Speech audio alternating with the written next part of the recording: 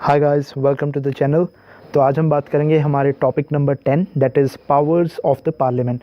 तो आज हम पार्लियामेंट की जो भी पावर्स हैं उसकी बात करेंगे गाइस। वेरी वेरी इंपॉर्टेंट, ठीक है। इसको अच्छे तरीके से समझिए और नोट्स भी बनाइए। और अगर आपको वीडियो अच्छी लगती है तो उसको लाइक कीजिए, अपने फ्रेंड्स के साथ उसको शेयर कीजिए और चैनल को सब्सक्राइब करिए गाइस। तो चलिए हम स्टार्ट करते हैं। सबसे पहले हम बात करेंगे कि हमारे इस क्वेश्चन की अप्रोच क्या रहनी चाहिए। जब भी आपको ऐसा क्वेश्चन आ जाए कि आपको पावर्स लिखनी है पार्लियामेंट की, तो सबसे पहले आपको इंट्रोडक्शन देनी है। किसी भी क्वेश्चन में इंट्रो के बिना हम स्टार्ट नहीं करेंगे, राइट। देन हमें फंक्शंस लिखने हैं गाइस कि क्या फंक्शंस होंगे हमारे पार्लियामेंट के। उसके बाद में पावर्स की बात हम कर रहे हैं तो पावर्स का मेंशन करेंगे कि क्या क्या पावर्स हैं हमारे पार्लियामेंट के पास। फिर लास्ट में हमें इसको कंक्लूड करना है गाइस, तो कंक्लूजन दे देंगे हम, ठीक है। अब इनमें क्या पॉइंट्स लिखने हैं वो मैं आपको बताता हूँ। तो चलिए हम स्टार्ट करते हैं विद द इंट्रोडक्शन। इंट्रो में देखिए गाइस, दो चीज़ें मेंशन करेंगे हम। सबसे पहले हम ये मेंशन करेंगे कि पार्लियामेंट करता क्या है, right. Parliament makes law with the help of both Lok Sabha and Rajya Sabha, right guys. तो यहाँ पे आप लिखेंगे मेक लॉ, ठीक है। किसके साथ में? With the help of both Lok Sabha and Rajya Sabha. ये आपका फर्स्ट पॉइंट आ जाएगा। फिर सेकंड पॉइंट में गाइस आप लिखेंगे कि laws passed by the parliament and approved by the president are enforced in the whole country guys। जो भी लॉज पास होते हैं पार्लियामेंट से वो होल कंट्री में, मतलब कि पूरे की पूरी जो कंट्री है उसमें अप्लाई होते हैं, ठीक है। ये आपका सेकंड पॉइंट आ जाएगा, राइट गाइस। तो चलिए आगे। अब आगे हम बात करेंगे कि क्या क्या फंक्शंस हैं हमारे पार्लियामेंट के। Functions of parliament. तो चलिए गाइस, इसमें हम स्टार्ट करते हैं। हमारा जो फर्स्ट फंक्शन रहेगा वो रहेगा लॉ मेकिंग। अब लॉ मेकिंग में क्या चीज़ आप लिखेंगे गाइस? जो पार्लियामेंट है वो लॉज बना सकता है, पर कौन से सब्जेक्ट्स के ऊपर, राइट गाइस। ये आपको समझना है कि जो शेड्यूल 7 है ना, शेड्यूल 7 में हमें डिफरेंट लिस्ट दी गई हैं। हमारे पास स्टेट लिस्ट है, यूनियन लिस्ट है और एक कॉन्करेंट लिस्ट है, राइट। जो पार्लियामेंट है वो किस लिस्ट के ऊपर जो है वो लॉज बना सकता है, राइट। तो वो एक हो गया उसके पास यूनियन और एक हो गया कॉन्करेंट, राइट। तो ये आपको याद रखना है कि शेड्यूल 7 में यूनियन एंड कॉन्करेंट लिस्ट के ऊपर लॉ पार्लियामेंट बना सकता है। और उसके बाद में एक और आपको पॉइंट याद रखना है इसी में ही कि जो भी रेजिडुअल पावर्स होती हैं, ठीक है, in the matter not assign to the states, यानी कि स्टेट्स को असाइन नहीं की गई, स्टेट लिस्ट में नहीं है और वो रेजिडुअल पावर्स हो गई, उसके ऊपर अगर कोई लॉ बना सकता है तो वो भी पार्लियामेंट ही बनाएगा। तो मैं यहाँ पे लिख देता हूँ जो रेजिडुअल पावर है। जैसे गाइस अगर मैं इसकी एग्जांपल दूँ, एक छोटी सी एग्जांपल देता हूँ। जैसे अगर आज के टाइम पे हमें न्यूक्लियर के ऊपर, ठीक है, कोई भी बनाना हो या क्रिप्टो के ऊपर कुछ बनाना हो, कोई भी ऐसा लॉ बनाना हो क्रिप्टो पे। देखिए पहले क्रिप्टो तो नहीं था, ठीक है, अभी क्रिप्टो है। अगर क्रिप्टो के ऊपर कोई लॉ बनाना है तो वो किसके पास पावर जाएगी? वो पावर जाएगी पार्लियामेंट के पास, राइट। क्योंकि उस समय ये स्टेट में मेंशन नहीं था, ये यूनियन में नहीं था, ये कॉन्करेंट में नहीं था, तो वो रेजिडुअल पावर्स में आ जाएगा। वो रेजिडुअल पावर पे अब लॉ कौन बना सकता है? Only and only parliament, right guys. तो ये आपका लॉ मेकिंग पॉइंट था। लॉ मेकिंग में आप ये सब कुछ लिख सकते हैं। फिर इसके बाद में जो नेक्स्ट फंक्शन है गाइज उसमें आ जाएगा administrative accountability function. Administrative accountability function, ठीक है। अब इस फंक्शन में आप क्या चीज़ लिखेंगे गाइस? इसमें भी मैं आपको दो पॉइंट्स लिखवाऊंगा। जो सबसे पहले मैं आपको लिखवाना चाहता हूं वो है कि parliament does not interfere with day to day administration of the executive. जो पार्लियामेंट है वो डे टू डे जो भी एक्टिविटीज़ होती हैं किसकी? एग्जीक्यूटिव की, उससे डील नहीं करता गाइज। तो अगर मैं यहाँ पे आपको बोलूँ एग्जीक्यूटिव, दैट मीन्स कि जो पीएम है या सीओएम है, काउंसिल ऑफ मिनिस्टर हैं, ठीक है, उनके जो भी एक्शंस हैं, जो भी उनकी डे टू डे एक्टिविटीज़ हैं, उसमें क्या है कि ये जो पार्लियामेंट है ये कोई भी दखलंदाजी नहीं करता, राइट। बट देखिए सेकेंड इसमें ये है कि parliamentary scrutiny is exercised through procedure like questions, motions, discussions, etc. Right. जो डे टू डे काम है उसमें तो कोई भी इंटरफेरेंस नहीं होगा, ठीक है। बट देखिए उन पे चेक तो रखना है ना। अब वो चेक या स्क्रूटनी कैसे की जाएगी, वो की जाएगी थ्रू क्वेश्चंस पूछे जाएंगे जब पार्लियामेंट का सेशन होगा, ठीक है। मोशंस लाए जाएंगे, ठीक है, और डिस्कशंस होंगी। जब ये सभी चीज़ें होंगी तो जो एग्जीक्यूटिव है वो उनको आंसर देना पड़ेगा टू द लेजिस्लेचर, राइट। तो यहाँ पे क्या होगा, यहाँ पे जो हमारा पार्लियामेंट है वो आप देखेंगे कि एक साइड तो उनको फ्रीडम दे रहा है कि हाँ डे टू डे उनकी जो एक्टिविटीज़ हैं उसमें इंटरफेयर नहीं करेंगे, पर दूसरी साइड उन पर चेक रखने के लिए, ठीक है, उनसे क्वेश्चनिंग भी होगी, मोशंस भी इंट्रोड्यूस किए जाएंगे और डिस्कशन भी होंगी ऑन बिल्स, ठीक है। ये चीज़ आपको याद रखनी है। तो ये इनका एडमिनिस्ट्रेटिव अकाउंटेबिलिटी फंक्शन था, राइट। तो जो नेक्स्ट फंक्शन है गाइस उसकी अगर बात करें हम यहाँ पे, वो आ गया आपका क्वेश्चन आवर। अब इस क्वेश्चन आवर में क्या है गाइस, देखिए जो क्वेश्चन आवर है ना, इसमें जो एमपी है वो रेज कर सकते हैं question with regard to the administrative activity. जो एक्टिविटी अभी की है हमारी सरकार ने, मैं यहाँ पे उनको एग्जीक्यूटिव लिख रहा हूँ, ठीक है अभी, और मैं ब्रैकेट में मिनिस्टर्स भी लिख रहा हूँ आपके लिए, ताकि आपको याद रहे कि जो मिनिस्टर्स हैं दे आर एग्जीक्यूटिव, ठीक है। जब वो मिनिस्टर हैं तो वो एग्जीक्यूटिव हैं, otherwise they are legislator, because वो एक एमपी भी हैं, ठीक है। पर जब वो मिनिस्टर का फंक्शन परफॉर्म कर रहे हैं तो वो एक एग्जीक्यूटिव है, राइट। अब ये एग्जीक्यूटिव को जब क्वेश्चनिंग करेंगे दूसरे एमपीज़ जो कि लेजिस्लेटर हैं, ठीक है, ये लेजिस्लेटर हो गए। अब देखिए ये जब क्वेश्चनिंग करेंगे इस एग्जीक्यूटिव से, तो देखिए एक एडमिनिस्ट्रेटिव चेक हो रहा है ना उस समय, तो ये क्वेश्चन आवर से ही आ रहा है। और ये क्वेश्चन आवर फंक्शन है गाइस, हमारे पार्लियामेंट का एक फंक्शन है, बहुत इंपॉर्टेंट फंक्शन है, ठीक है। तभी तो एक अकाउंटेबिलिटी हम बना पाएंगे, राइट। तो इसी क्वेश्चन आवर में मैं आपको आगे लिखवाना चाहता हूँ कि the concerned minister is obliged to answer orally और इन राइटिंग। जो ये एग्जीक्यूटिव है guys, he is obliged, right, इनको आंसर देना ही पड़ेगा, ठीक है, ऑब्लाइज्ड टू आंसर। अब वो डिपेंड करता है कि क्वेश्चन कैसा क्वेश्चन है।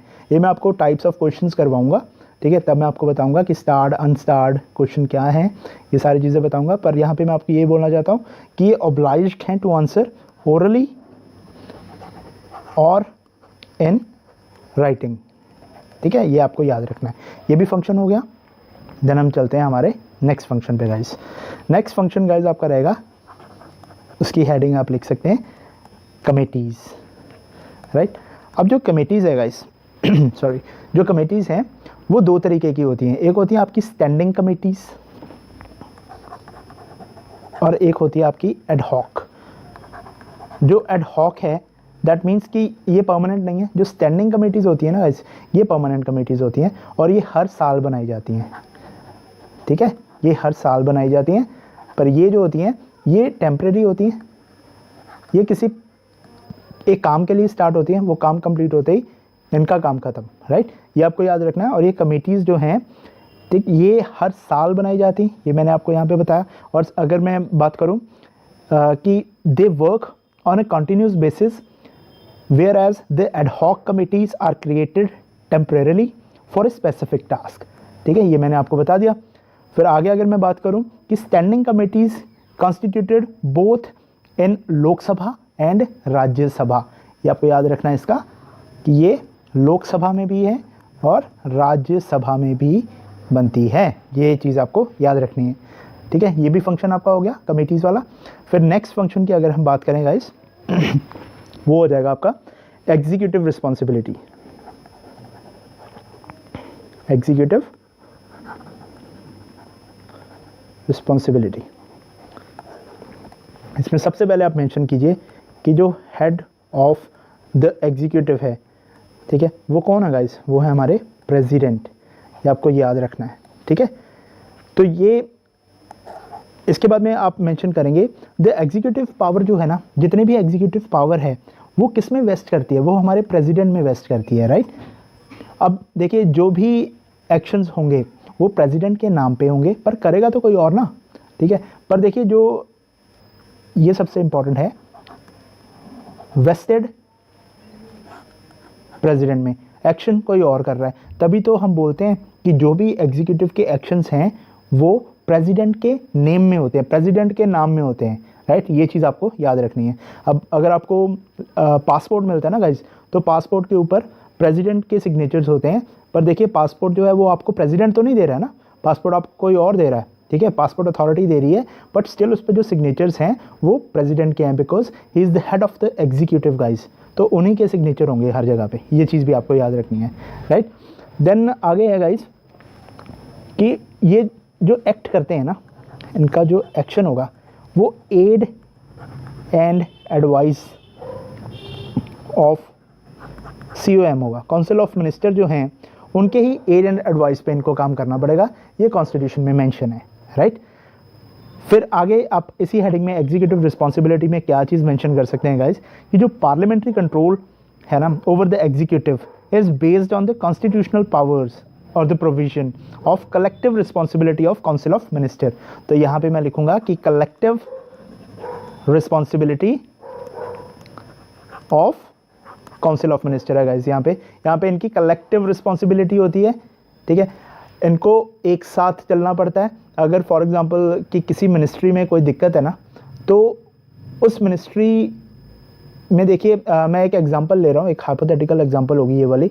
लेट्स से कि अगर डिफेंस मिनिस्ट्री में कोई दिक्कत चल रही है अभी, राइट, तो अगर मोशन पास होगा, अगर जो ऑपोजिशन है वो ये बोलती है कि नो कॉन्फिडेंस मोशन को लेकर आइए, ठीक है, अगर नो कॉन्फिडेंस मोशन पास हो जाता है जस्ट बिकॉज कि डिफेंस मिनिस्ट्री में कोई इशू चल रहा है, उससे क्या होगा, जो सरकार है उसको ख़त्म कर दिया जाएगा गाइस, ठीक है, क्योंकि वहाँ से ये चीज़ प्रूव होगी कि सरकार के पास मेजॉरिटी नहीं है, तभी तो वो जो नो कॉन्फिडेंस मोशन है वो चीज़ पास हो गई, ठीक है। तो यहाँ पे क्या है कि कलेक्टिव रिस्पॉन्सिबिलिटी है ऑफ काउंसिल ऑफ मिनिस्टर्स, ठीक है, इसलिए इनके जो भी एक्शंस होंगे, ठीक है, वो कलेक्टिवली पूरी council of ministry, that means including PM, because PM head करते हैं इसको, ठीक है, इंक्लूडिंग PM, ठीक है, उनको भी ये रिस्पॉन्सिबल होंगे, ठीक है, कलेक्टिवली रिस्पॉन्सिबल होंगे। पर दूसरी साइड गाइज मैं आपको ये भी एक आपकी इन्फॉर्मेशन आपको देना चाहता हूँ कि जैसे मैंने आपको बोला कि डिफेंस मिनिस्ट्री में अगर कोई इशू है तो डिफेंस मिनिस्टर अगर रिज़ाइन कर देते हैं, ठीक है, उसमें ये नहीं होगा कि सरकार गिर जाएगी, ठीक है, पर अगर PM रिज़ाइन कर देते हैं तो डेफिनेटली सरकार गिर जाएगी, ठीक है, ये चीज़ आपको याद रखनी है, बिकॉज जो PM है वो कैप्टन ऑफ द शिप है गाइस, ये एक शिप है, काउंसिल ऑफ मिनिस्टर जो हैं ये एक शिप है, तो उस शिप के जो कैप्टन है वो PM है। अगर PM ने रेजिग्नेशन दे दिया तो पूरी की पूरी शिप डूब जाएगी, ठीक है, और अगर किसी डिफेंस मिनिस्टर ने या किसी फाइनेंस मिनिस्टर ने या किसी भी मिनिस्ट्री के मिनिस्टर ने अगर रिज़ाइन कर दिया तो शिप नहीं डूबेगी, शिप चलती रहेगी, ठीक है। चलिए आगे। तो इसमें गाइज मैंने आपको बता दिया कि जो कलेक्टिव रिस्पॉन्सिबिलिटी है इसमें इससे ज़्यादा तो कुछ नहीं लिखना, जो मिनिस्टर हैं और also individually responsible to the head of the state, ये मैंने आपको बता दिया कि इंडिविजुअली भी वो रिस्पॉन्सिबल होते हैं, ठीक है, ये जो हैं इंडिविजुअली भी रिस्पॉन्सिबल हैं गाइज। तो किसको रिस्पॉन्सिबल है, head of the state, who is head of the state is president, तो ये चीज़ आपको इसमें लिखनी है। देन नेक्स्ट इसका जो फंक्शन है गाइज वो आप ये लिख सकते हैं कि conflict resolution and national integration role, national integration role, इसमें क्या चीज़ आएगी गाइज, इसमें यह है कि जो मेंबर ऑफ द पार्लियामेंट है ना वो इनफॉर्मली भी मिल सकते हैं डिस्कशन के लिए इन ग्रुप्स, ठीक है, जहाँ पे कोई प्रॉब्लम ऐसी होती है जो कि हमारी कंट्री को इफेक्ट कर रही है एज अ होल, ठीक है। मैं दोबारा बोलता हूँ आपको, यहाँ पे जो मेंबर ऑफ द पार्लियामेंट हैं वो मिल सकते हैं इनफॉर्मली भी, ठीक है, इन अ ग्रुप या इन ग्रुप्स, ठीक है, मिल सकते हैं, ठीक है, जहाँ पे कोई ऐसी प्रॉब्लम है जो हमारे पूरे के पूरे इंडिया को अफेक्ट कर रही हैं एज अ होल, ठीक है, ये भी फंक्शन है country as a whole, right guys. तो जो लास्ट रोल मैं आपको लिखवाना चाहता हूँ वो है इंफॉर्मेशनल रोल, वो फंक्शन आप लिखिए इंफॉर्मेशनल रोल, ठीक है। इसमें गाइज दो पॉइंट देखिए आप, पहला पॉइंट ये है कि जो पार्लियामेंट है उसके पास राइट है ऑफ बीइंग इन्फॉर्म्ड, ठीक है, पार्लियामेंट के पास राइट है ऑफ बीइंग इन्फॉर्म्ड। अब पार्लियामेंट आपको पता है ना क्या है, पार्लियामेंट है हमारी राज्यसभा, लोकसभा और हमारे प्रेसिडेंट साहब, ठीक है, इनको मिला के हमारी पार्लियामेंट बनती है, ठीक है। तो इनके पास राइट है कि हर एक इन्फॉर्मेशन जो है वो इन तक पहुंचनी चाहिए।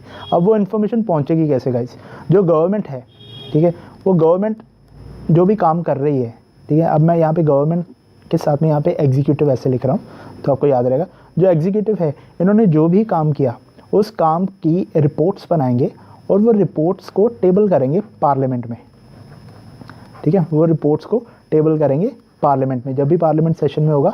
उससे क्या होगा गाइस, पार्लियामेंट को इन्फॉर्मेशन रहेगी कि हाँ सरकार क्या कर रही है, इसके ये टारगेट्स थे, ठीक है, तो ये चीज़ अभी तक अचीव हुई है, ठीक है, तो क्या डिफरेंस है, ठीक है, काम किस तरीके से हो रहा है, ये सारी चीज़ें हमारी पार्लियामेंट को पता होना चाहिए और ये इंफॉर्मेशनल रोल है इसका पार्लियामेंट का। तो नेक्स्ट गाइस अब हम बात करेंगे हमारी पावर्स ऑफ द पार्लियामेंट की, ठीक है, जो हमारा मेन क्वेश्चन था या जो हमारा टॉपिक था आज का, powers of the parliament. Power of parliament करवाने से पहले मैं आपको ये बोलना चाहता हूँ गाइस कि अगर आपको वीडियो अच्छी लग रही है तो प्लीज़ इस वीडियो को लाइक कीजिए और चैनल को प्लीज़ सब्सक्राइब कीजिए। सब्सक्राइबर बहुत ही ज़्यादा कम है अभी, ठीक है, तो आप प्लीज़ सपोर्ट कीजिए, आप सब्सक्राइब कीजिए इस चैनल को और अपने फ्रेंड्स के साथ में भी शेयर कीजिए इसे, ठीक है, ताकि मैं भी मोटिवेट रहूँ गाइस। मैं कोशिश करता हूँ कि आपको ज़्यादा अच्छे से अच्छा टॉपिक करवाऊँ, ठीक है, और आपको पता है एक सीरीज़ चल रही है, सीरीज़ में लगभग 400 टॉपिक्स करवाने हैं, ठीक है, तो कुछ मोटिवेशन मुझे आपकी तरफ से भी चाहिए। प्लीज़ वीडियो को लाइक किया कीजिए अगर आपको अच्छी लगती है, सब्सक्राइब कीजिए इस चैनल को और प्लीज़ अपने फ्रेंड्स के साथ में शेयर भी कीजिए। और सबसे इम्पॉर्टेंट है, अगर आप सब्सक्राइब करते हैं तो बेल आइकन को भी प्रेस कीजिए ताकि सारी की सारी जो फ्यूचर नोटिफिकेशंस हैं वो आप तक पहुंच सके, राइट। तो अब हम चलते हैं हमारे टॉपिक पे वापस, चलिए गाइस। तो मैं आपको करवा रहा था पावर्स ऑफ द पार्लियामेंट। अब इसमें गाइस सबसे पहले आप ये लिख सकते हैं कि हमारी पार्लियामेंट के पास लेजिस्लेटिव पावर है। अब इस लेजिस्लेटिव पावर में क्या क्या लिखना है वो देखिए गाइस। आपको पहले बता चुका हूँ मैं कि जो हमारा कॉन्स्टिट्यूशन है वो डिवाइडेड है, जो सब्जेक्ट्स हैं, जो पावर्स के जो सब्जेक्ट्स हैं वो हमारे कॉन्स्टिट्यूशन में डिवाइडेड हैं अंडर शेड्यूल 7। उसमें 3 लिस्ट दी गई हैं हमें, state, union and concurrent list, ठीक है। तो इसमें जो हमारे पार्लियामेंट के पास पावर है वो है यूनियन लिस्ट और कंकरेंट लिस्ट की पावर है, ठीक है। तो अगर कोई रेजिडुअल पावर आ जाती है और कोई पावर होती है जो इन लिस्ट में मेंशन नहीं है, उसकी भी जो पावर है लेजिस्लेटिव पावर, वो किसके पास चली जाएगी, हमारे यूनियन के पास चली जाएगी। तो गाइज इसमें नेक्स्ट पॉइंट है इसी में लेजिस्लेटिव पावर्स में कि constitution also have power to make law with respect to state legislature in the following circumstances guys. अब ये जो स्टेट में जो सब्जेक्ट्स हैं इस पे भी यूनियन लॉ बना सकता है। वो किस केस में, ठीक है, वो कौन से केसेस रहेंगे जिसमें यूनियन ये लॉ बना सकता है, तो वो देखिए। सबसे पहले गाइस, अगर राज्यसभा जो है अगर वो पास कर देता है रेजोल्यूशन, ठीक है, अगर वो अलाउ कर देता है कि ओके आप स्टेट के सब्जेक्ट पे लॉ बना सकते हैं, तो यूनियन उस पर लॉ बना सकता है। तो फर्स्ट ये रहेगा कि Rajya Sabha passes a resolution. Second क्या सिनेरियो रहेगा गाइस, कब बना सकता है, कि अगर 2 या 2 से ज़्यादा स्टेट्स बोलती हैं, ठीक है, 2 या 2 से ज़्यादा स्टेट्स बोलती हैं, यानी कि रिक्वेस्ट करेंगी वो पार्लियामेंट को, ठीक है, तो भी बना सकता है पार्लियामेंट। तो थर्ड क्या आएगा गाइस, अगर कोई इंटरनेशनल एग्रीमेंट है हमारा, इंटरनेशनल एग्रीमेंट या हमारी कोई ऐसी ट्रीटीज़ हैं, ठीक है, या कोई कन्वेंशंस हैं, उस पर अगर कोई लॉ बनाएगा तो सेंटर ही बनाएगा, ठीक है, यानी कि यूनियन बनाएगी, तो यूनियन गवर्नमेंट। और फोर्थ जो सिनेरियो है गाइस, वो अगर प्रेसिडेंट रूल लग जाता है, अगर प्रेसिडेंट रूल लग जाता है तो स्टेट के पास से सारी की सारी पावर चली जाती है उस समय, फिर लॉ जो भी बनाएगा वो पार्लियामेंट बनाएगा, ठीक है। चलिए गाइस, देन ये थे हमारे लेजिस्लेटिव पावर्स। नेक्स्ट है guys executive powers.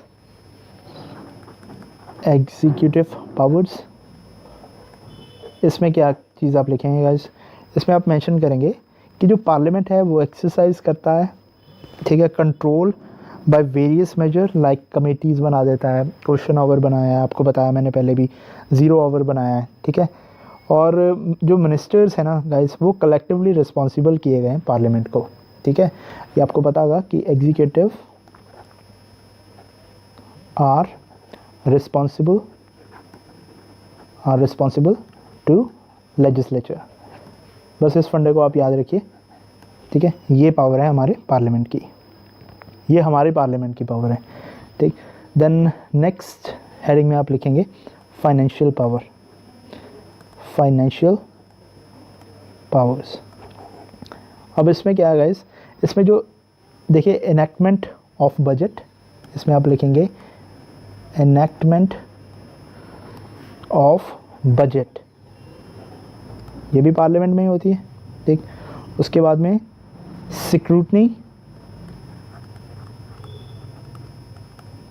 Scrutiny of the performance of government with financial spending, ठीक है ना। उनको जवाब देना पड़ेगा गाइस, ये जब कैग की रिपोर्ट प्रेजेंट होगी ना, ठीक है, पार्लियामेंट में जब टेबल होगी तो उस समय जवाब देना पड़ेगा। उस समय जो ऑपोजिशन है वो क्वेश्चंस पुटअप करेंगी, तो उस समय गवर्नमेंट को जवाब देना पड़ेगा, ठीक है। देन नेक्स्ट पावर लिखिए गाइस, उसमें रहेगा आपका कॉन्स्टिट्यूएंट पावर, कॉन्स्टिट्यूएंट पावर्स। इसमें गाइस ये बहुत इजी है, जो भी कॉन्स्टिट्यूशनल अमेंडमेंट्स होती हैं वो सिर्फ पार्लियामेंट में ही हो सकती हैं, ठीक है। वो स्टेट लेजिस्लेचर में नहीं हो सकती, स्टेट छू भी नहीं सकती है हमारे कॉन्स्टिट्यूशन को। तो जितने भी कॉन्स्टिट्यूशनल अमेंडमेंट्स होंगी वो पार्लियामेंट में ही होंगी, ये भी पार्लियामेंट की ही पावर है, ठीक है। देन नेक्स्ट लिखिएगा, इस नेक्स्ट पावर आज की रहेगी जुडिशियल पावर्स। जुडिशियल पावर्स में गाइस देखिए सबसे पहली पावर तो आ जाती है इम्पीचमेंट ऑफ प्रेसिडेंट। ये पावर सिर्फ और सिर्फ पार्लियामेंट के पास है। सेकंड पावर आ जाती है गाइस रिमूवल ऑफ जजेस, कौन से, दोनों, सुप्रीम कोर्ट के भी और हाई कोर्ट के भी। इसकी पावर भी सिर्फ और सिर्फ पार्लियामेंट के पास है।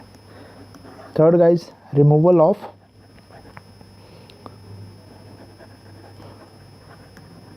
वाइस प्रेसिडेंट, ठीक है।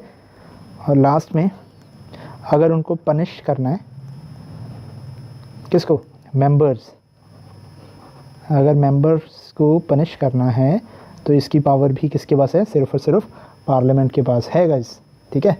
अगर वो अपनी किसी भी प्रिविलेज को ब्रीच करते हैं तो उसमें इनको पनिश भी किया जाएगा, और वो कौन करेगा, सिर्फ और सिर्फ पार्लियामेंट पनिश करेगी, ठीक है। तो नेक्स्ट गाइस इसमें हम करेंगे, इसकी जो पावर है उसमें आएगा इलेक्टोरल पावर, इलेक्टोरल पावर्स। अब देखिए इलेक्टोरल पावर्स में जो पार्टिसिपेशन है ना इलेक्शन में, किसके इलेक्शन में guys, president and vice president, इन दोनों के इलेक्शन में पार्टिसिपेशन किसकी होगी, सिर्फ और सिर्फ पार्लियामेंट की, ठीक है।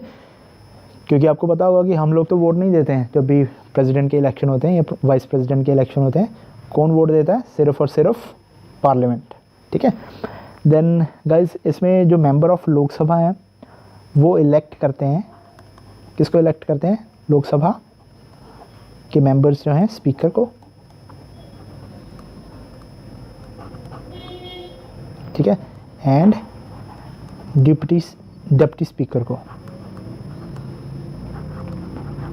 ये आपको पता होगा कि स्पीकर को और डिप्टी स्पीकर को, दोनों को लोकसभा के मेंबर ही इलेक्ट करते हैं। तो ये इनके पास इलेक्टोरल पावर्स भी आ जाती हैं। और कुछ अदर पावर्स की गाइस अगर बात करें हम, अदर पावर्स,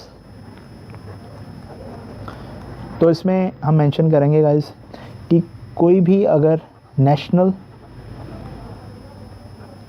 और इंटरनेशनल इम्पोर्टेंस की कोई भी डिस्कशन होगी तो वो पार्लियामेंट में ही होगी, ठीक है। और नेक्स्ट गाइस, अगर इमरजेंसी लगाई जाएगी तो वो भी पार्लियामेंट में ही लगाई जाएगी,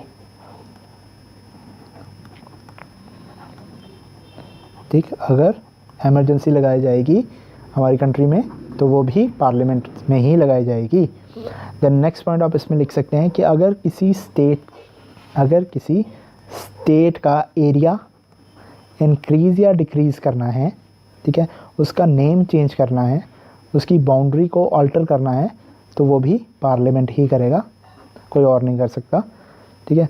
और लास्ट में गाइस कि अगर किसी स्टेट की काउंसिल को, ठीक है, रिमूव करना है या मैं कहूँ तो abolish,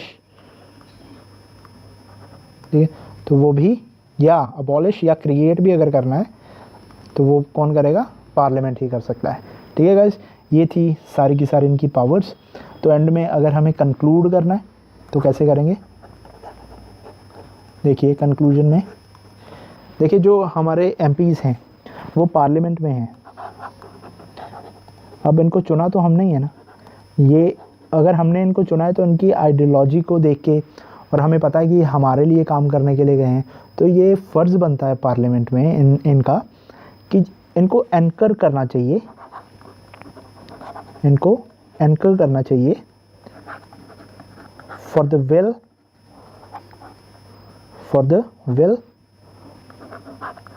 of the people, for the will of the people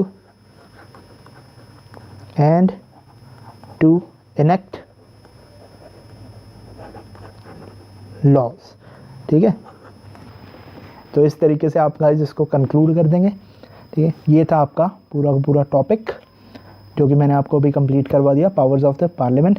ये बहुत ही ज़्यादा इंपॉर्टेंट है गाइस, तो आपको इसको अच्छे तरीके से कर लेना है, ठीक है। देन नेक्स्ट टॉपिक मैं आपको करवा देता हूँ। नेक्स्ट टॉपिक आपका रहेगा टॉपिक नंबर 11 और उसका नाम रहेगा आपका role and significance of cabinet committees.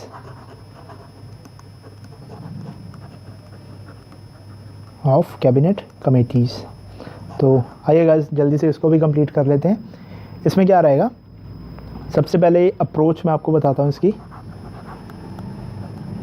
Approach में गाइस हम स्टार्ट करेंगे विद इंट्रो, उसके बाद में हम बात करेंगे कि क्या क्या टाइप्स हैं ऑफ टाइप्स एंड कंपोजिशन, दोनों types and composition of parliamentary committees, ठीक है। उसके बाद में हम बात करेंगे इम्पोर्टेंस ऑफ कैबिनेट कमिटीज़,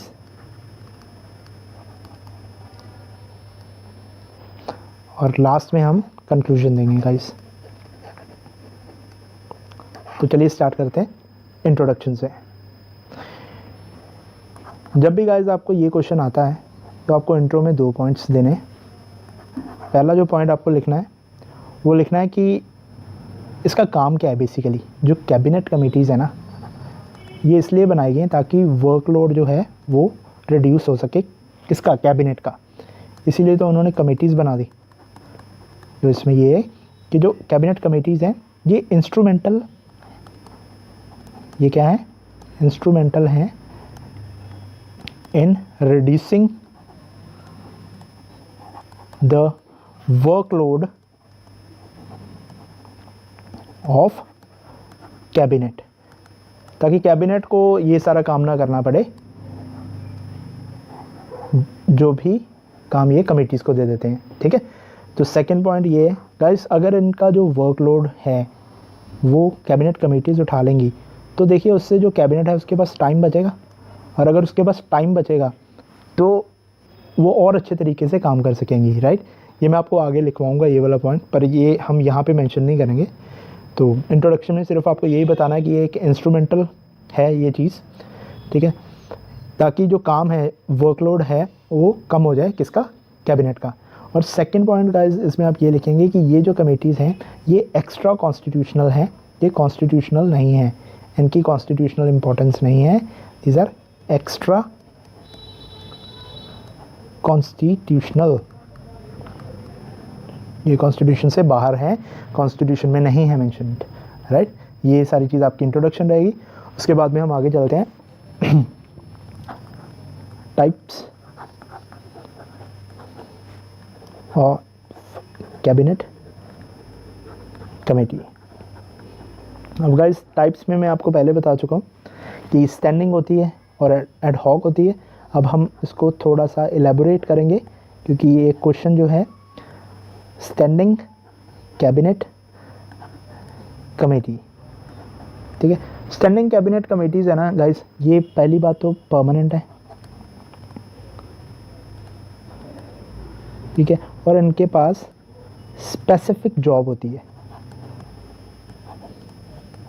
ये ऐसे ही नहीं कि ये रैंडमली बनाती हैं या कुछ ऐसे नहीं है। पहली बात तो ये परमानेंट होंगी, परमानेंट इन नेचर, और दूसरी बात इनकी एक स्पेसिफिक जॉब होगी, ठीक, हर कमेटी का एक काम होगा।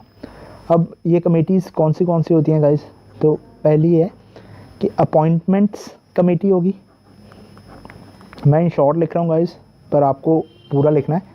अपॉइंटमेंट्स कमेटी रहेगी। सेकंड जो आपकी कमेटी रहेगी वो रहेगी cabinet committee on accommodation, cabinet committee on accommodation. जो थर्ड कमेटी आपकी रहेगी guys, cabinet committee on economic affair, on economic affair. जो फोर्थ कमेटी आपकी रहेगी वो रहेगी cabinet committee on parliamentary affair, cabinet committee on parliamentary affair. और जो फिफ्थ कमेटी आपकी रहेगी यहाँ पे वो रहेगी cabinet committee on political affair, ठीक है। ये आप मेंशन करेंगे आपकी स्टैंडिंग कमेटीज़ में। अब हम चलते हैं आपकी ad hoc. Okay, let's go for ad hoc committees. अब एड हॉक कमेटीज़ में मैंने आपको पहले बता दिया ये टेम्परेरी होती हैं गाइस, ठीक है, और ये फॉर्म की जाती हैं टाइम टू टाइम, ये परमानेंट नहीं होती, तो ये टाइम टू टाइम ही फॉर्म होती हैं और ये टेम्परेरी इन नेचर होती हैं। इनका काम हो गया तो इनको ख़त्म कर दिया जाता है। और ये जो एड हॉक कमेटी है गाइस, इसमें अगर हम कॉम्पोजिशन की बात करें तो ये देखिए इसमें ये वेरी करता है, 3 से 8 लोग होते हैं इसमें, 3 से 8 लोग होते हैं। और each cabinet committee has at least 1 cabinet minister, ठीक है, 1 कैबिनेट मिनिस्टर होगा गाइस इसमें एटलीस्ट, राइट। और guys the members can be from Lok Sabha and Rajya Sabha, कहीं से भी मेंबर्स हो सकते हैं इसके, ठीक है। ये मैं साथ में लिख देता हूँ, मेंबर्स जो हैं वो कहीं से भी हो सकते हैं।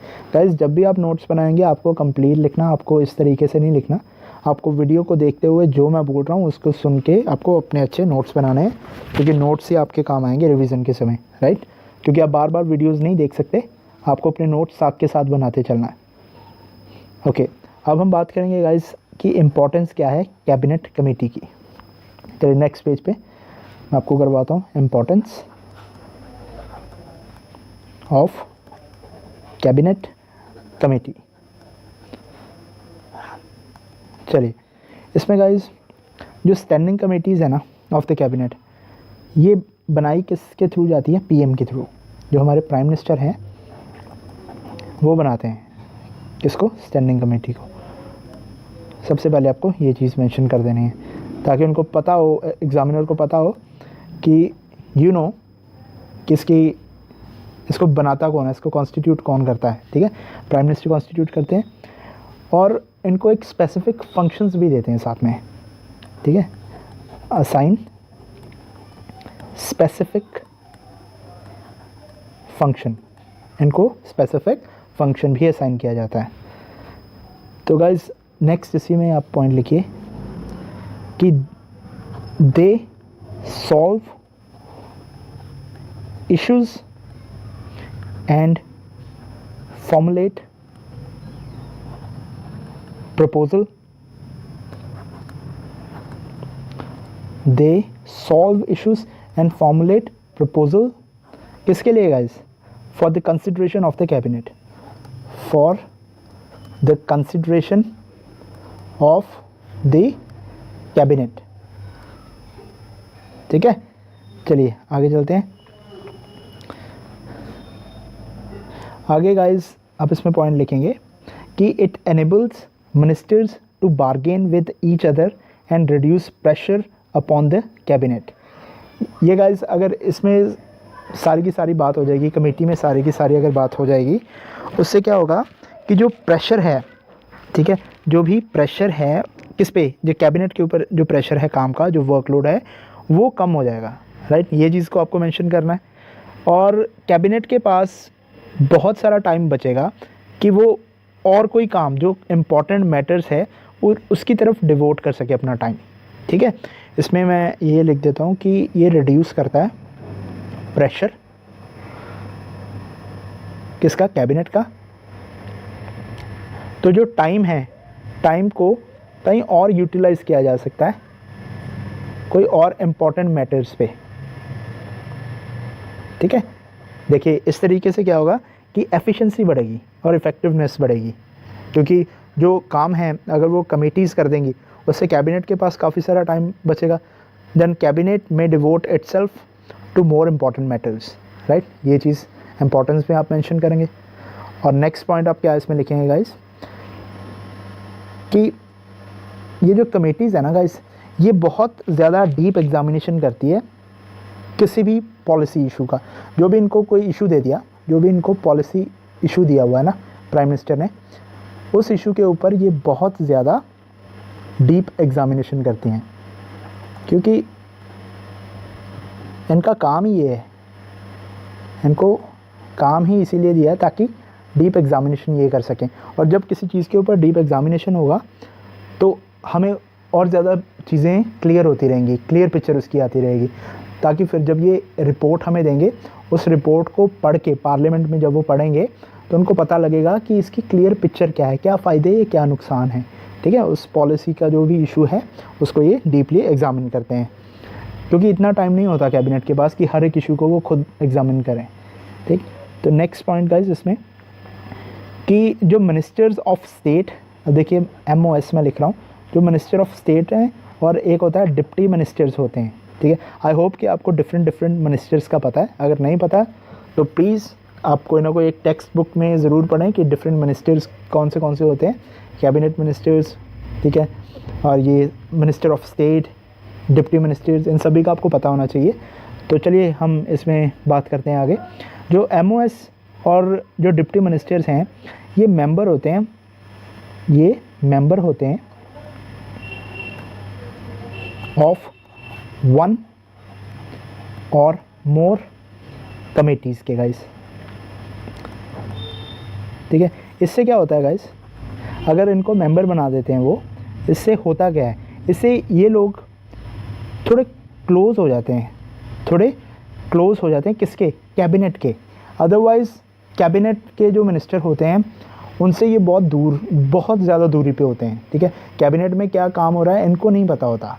ये मिनिस्टर तो ज़रूर होते हैं पर कैबिनेट मिनिस्टर नहीं होते। ठीक, तो ये चीज़ होती है। जो कैबिनेट मिनिस्टर होते हैं they are very very very close. ठीक है, बहुत क्लोज मिनिस्टर्स होते हैं PM के, पर ये जो मिनिस्टर ऑफ स्टेट है या डिप्टी मिनिस्टर है ये इतने क्लोज नहीं होते। तो इनको क्या करते हैं, इनको मेंबर ऑफ जो मिनिस्टर ऑफ स्टेट और डिप्टी मिनिस्टर्स जो हैं इनको मेंबर बना दिया जाता है एक या एक से ज़्यादा कमेटीज़ का। अगर ये कमेटी के मेंबर रहते हैं तो इनको पता रहता है कि क्या काम हो रहा है, लाइक ये कमेटी में क्या काम हो रहा है, और बाद में क्या होता है इनका एक इंटरेक्शन होता है विद द कैबिनेट। तो इस तरीके से ये अपने कैबिनेट के भी क्लोज रहते हैं, राइट। तो यही मैं इसकी इम्पोर्टेंस में आपको बताना चाहता हूँ कि कैबिनेट कमिटीज़ के कारण ही MOS और जो हमारा DM है, DM stand for deputy ministers, ठीक है, ये क्लोजर एसोसिएशन विद कैबिनेट, ये तभी पॉसिबल होता है अगर ये मेंबर हों इस कमेटीज़ के, क्योंकि ये जो कमेटी है अल्टीमेटली तो इन्होंने कैबिनेट से बात करनी है ना, ठीक है, और कमेटी के अगर मेंबर ही ये लोग हैं तो अल्टीमेटली तो इन्होंने ही बात करनी है, अदरवाइज़ तो उनको पहुंचने का मौका ही नहीं मिलता कैबिनेट मिनिस्टर्स तक, राइट। तो इसी बहाने ये इनकी एक क्लोजर एसोसिएशन हो जाती है, ये भी फ़ायदा है कैबिनेट कमेटीज़ का। उसके बाद में गाइज नेक्स्ट पॉइंट आप लिख सकते हैं इसमें,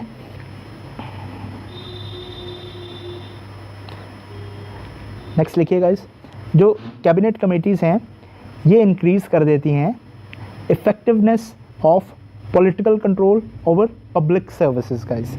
ये क्या करती हैं, इंक्रीज़ करती हैं the effectiveness of political control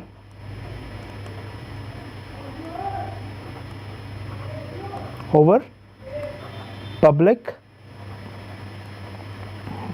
services, ठीक है गाइस। द नेक्स्ट पॉइंट आप मेंशन करेंगे इसमें कि जो पब्लिक सर्वेंट्स होते हैं ना guys, they are called upon by the committees to justify their proposals, ठीक है। अब उनके जो प्रपोजल हैं उसको जस्टिफाई करने के लिए पब्लिक सर्वेंट्स जो हैं उनको बुलाया जाता है। जो public servants are called upon by the committees to justify their proposals, ठीक है। तो इसमें जो लास्ट इंपॉर्टेंट गाइज मैं आपको लिखवाना चाहता हूँ उसमें आप लिखिए the committees also act as a collective check on individual minister and on the prime minister, ठीक है गाइज। इसमें क्या है कि ये जो कमेटीज़ होती हैं ये एक कलेक्टिव चेक भी रखती हैं किसके ऊपर, जो इंडिविजुअल मिनिस्टर्स हैं डिफरेंट मिनिस्ट्रीज़ के उनके ऊपर, और हमारे जो प्राइम मिनिस्टर हैं उनके ऊपर भी एक चेक रखा जाता है। क्योंकि ये जो कमेटीज़ हैं इसमें पहली बात तो स्पेशलाइज्ड पीपल होते हैं, ठीक है, और वो एक डीप एग्जामिनेशन करते हैं डिफरेंट जो पॉलिसी इश्यूज़ हैं उनका, राइट। तो ये आपका क्लियर हो जाना चाहिए। अब देन ये आपकी थी गाइस ये सारा की सारी इंपॉर्टेंस इसकी, और उसके बाद में अब हम इसको कंक्लूड करते हैं गाइस। कंक्लूजन कैसे इसका देना है नेक्स्ट पेज पे मैं आपको लिख के बता देता हूँ। कंक्लूजन में गाइस आप ये चीज़ लिखेंगे कि जो the cabinet committees wield real power of decision on policy matters of lesser importance,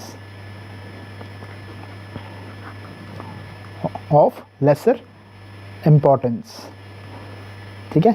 इसके साथ ही आप मेंशन कर देंगे the other matters which must be dealt within the cabinet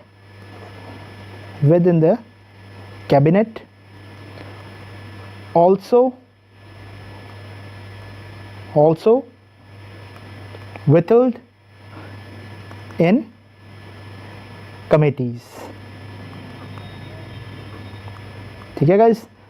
तो इस तरीके से आप इसको कंक्लूड कर देंगे और ये भी आपका कंप्लीट हो गया।